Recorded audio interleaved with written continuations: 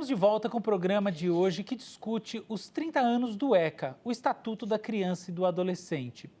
Itamar, você que está à frente de uma ONG ligada à Rainha Sílvia, que é uma pessoa conhecida por advogar a favor dos direitos humanos e mais especificamente dos direitos das crianças e do adolescente, certamente sabe nos dizer o que de novo existe na área de reporting, de como a gente deve mapear o que as crianças e adolescentes sofrem do ponto de vista dos abusos e, dessa maneira, não violar o seu espaço privado, não criar mais mal-estar e também conseguir saber a verdade. O que de novo a gente tem nessa área? Olha, boa pergunta, né? São novidades, no entanto, nós ainda temos grandes desafios, né, para implementar isso no país, mas o que eu chamaria de novidade é exatamente, né, o trabalho, né, que é desenvolvido em outros países, por exemplo, frente à educação, né, a educação sexual de crianças e adolescentes, né, e a educação, eu iria para fazer um comparativo, né, quando nós ensinamos uma criança no seu percurso, né, dentro da cozinha, que não pode encostar num forno, ou ao atravessar a rua, né, olhar para a sinaleira, que tem que ser verde para o pedestre, enfim, né, são conceitos que você vai trabalhando com a criança, a mesma coisa em relação a essa violência sexual. Então, isso é bastante comum, né, fora do nosso país, principalmente Europa e América do Norte.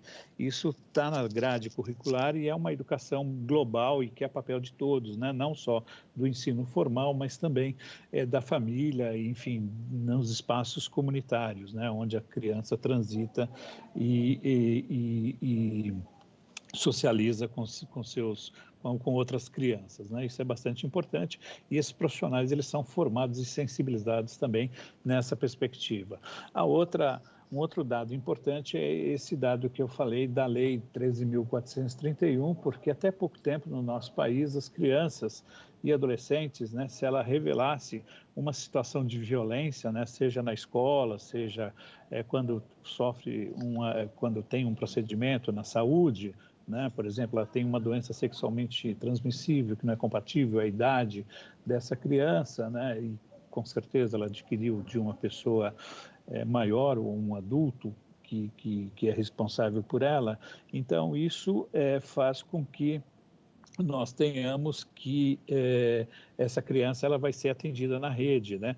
E muitas vezes no percurso, né, onde esse atendimento ainda ocorre de forma tradicional, onde se não implementou a lei, que tem três grandes, digamos, estratégias, né? A criação de um comitê gestor, a construção de um fluxo de atendimento integrado para crianças e a pactuação de um protocolo único no atendimento da criança, onde isso não está implementado, faz com que a criança ela acabe desistindo no percurso, né?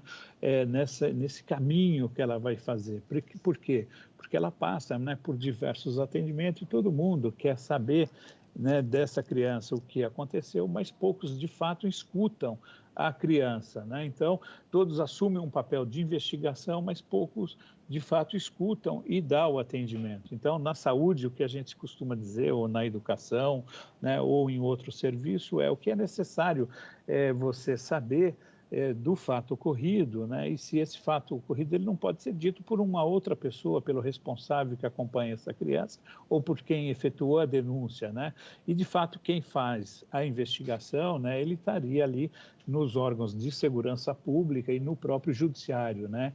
E de preferência que isso fosse feito uma única vez, né? Com o que nós chamamos ainda um rito cautelar de antecipação de prova, onde a criança pudesse falar uma única vez, essa sua fala seria gravada e a partir daí toda a investigação, todo o encaminhamento do processo, né?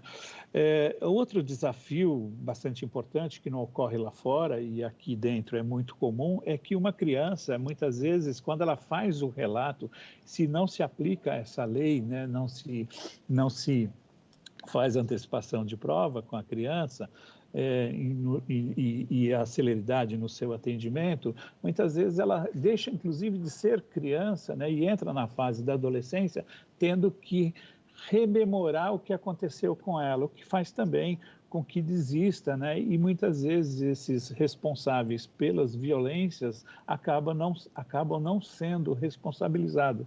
Ariel, o Itamar começou colocando um ponto que eu acho muito interessante, que é sobre o treinamento, a educação da criança para identificar as situações de abuso e poder relatá-las. E depois ele também trouxe um segundo ponto que vem associado a esse, que é da escuta, do treinamento da escuta.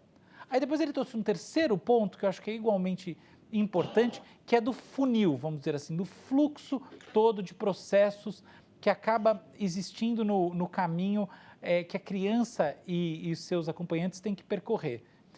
À luz dessa modelagem, eu queria que você me desse umas dicas aqui para eu entender melhor como que é a via crucis dentro do campo judicial e, em particular, quais são as dificuldades, quais são os calcanhares de Aquiles, se é que a gente pode falar neles, e quais são as coisas que eventualmente melhoraram, que estão funcionando um pouco melhor. Então, por exemplo, tanto da parte mais formal, quanto da parte dos atendimentos psicológicos, da relação, da participação da criança no processo, como isso tudo funciona hoje em dia?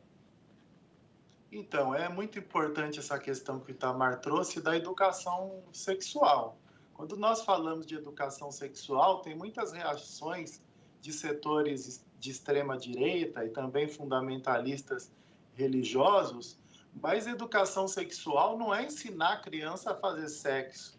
Educação sexual é tratar com a criança educacionalmente, pedagogicamente, até ludicamente, sobre sexualidade, para ela compreender a sexualidade dela e para ela compreender o que configura um abuso, o que é um ato libidinoso, o que é um estupro, se um adulto pode apalpar os órgãos genitais da criança, que não pode, um beijo forçado, para ela entender essas questões, que não se pode trocar bala ou barra de chocolate por um apalpamento nos órgãos genitais ou por qualquer tipo de ato com conotação sexual, para que a criança saiba se proteger, se defender. E também é fundamental que os educadores, agentes de saúde, pediatras, profissionais das variadas áreas que atendem crianças e adolescentes, cuidadores de creches, percebam mudanças bruscas de comportamento nas crianças. A Childwood tem algumas cartilhas, materiais explicativos, e todos devem estudar isso, não só quem atua diretamente na área da educação, mas todos nós, sendo ou não pai, mãe, todos precisam saber. Uma criança que fica retraída de repente, que fica introvertida, começa a ter medo de adultos, começa a urinar na cama e aquele não era um costume dela, começa a coçar demais os órgãos genitais, tem diversas mudanças do comportamento que podem ser observadas e geram suspeitas de maus tratos ou até de abusos sexuais. E daí os órgãos de proteção precisam ser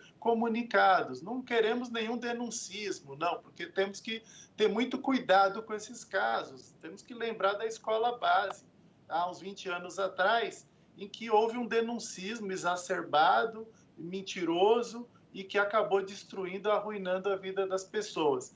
Então, quando nós falamos em combater abusos, em combater práticas de pedofilia, nós também não estamos falando para as pessoas saírem denunciando todo mundo.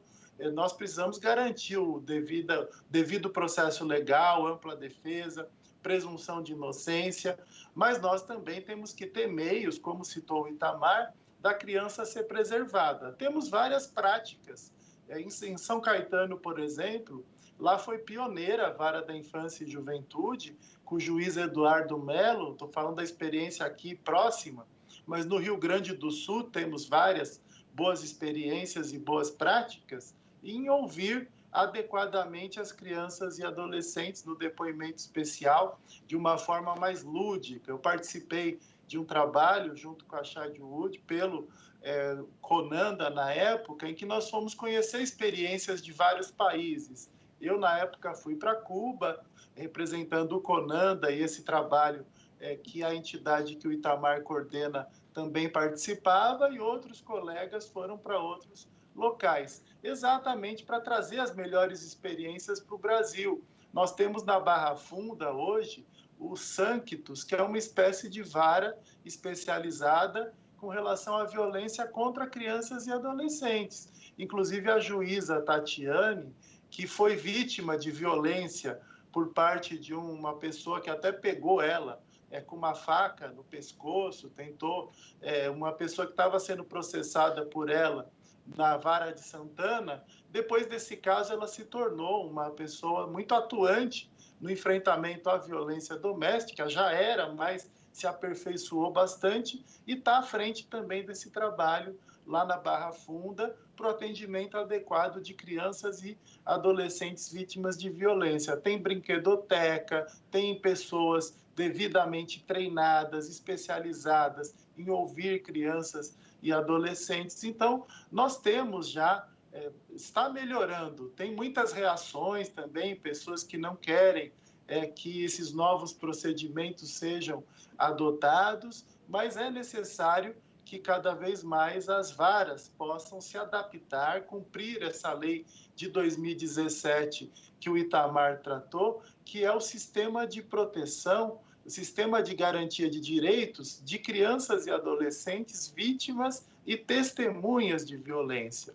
Temos vários serviços hoje pioneiros. O Pérola Byton, por exemplo, há muitos anos tem um serviço reconhecido no país todo para o atendimento de crianças e adolescentes vítimas de violência. Tanto o exame de corpo de delito, e nem sempre o abuso deixa lesões propriamente, é necessário ouvir as crianças e adolescentes, entrevistar de uma forma sempre adequada, várias entrevistas, existem procedimentos para que espontaneamente a criança relate o que aconteceu, e necessário, como o Itamar citou, que depois tudo fique gravado e a criança não pode ir para uma audiência e ficar cara a cara com o seu agressor, com o seu estuprador, nem com o advogado do agressor e nem mesmo com o promotor que vai estar defendendo os interesses dela ou o juiz. De qualquer forma, isso é uma revitimização, porque não é um ambiente que ela está, que ela conhece, que ela tem condições de estar ali à vontade.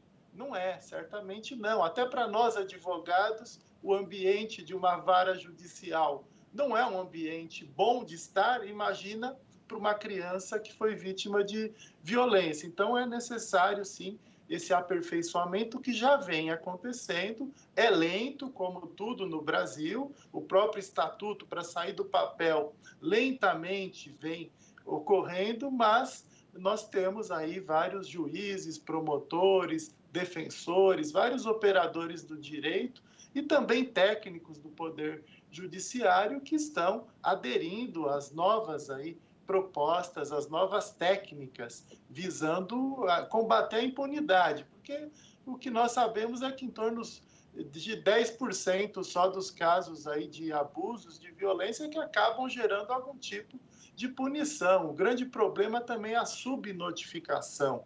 Principalmente agora na pandemia, as vítimas estão confinadas com seus agressores e não estão indo para a escola, no caso das crianças. E os educadores é que muitas vezes revelam, denunciam, encaminham os casos para os órgãos de proteção. Então, isso é muito preocupante. Muito legal.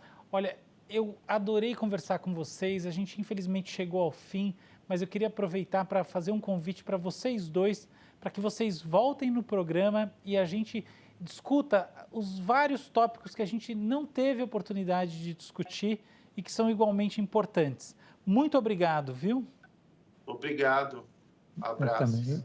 Obrigado, um grande abraço. Será um prazer estar com vocês de novo.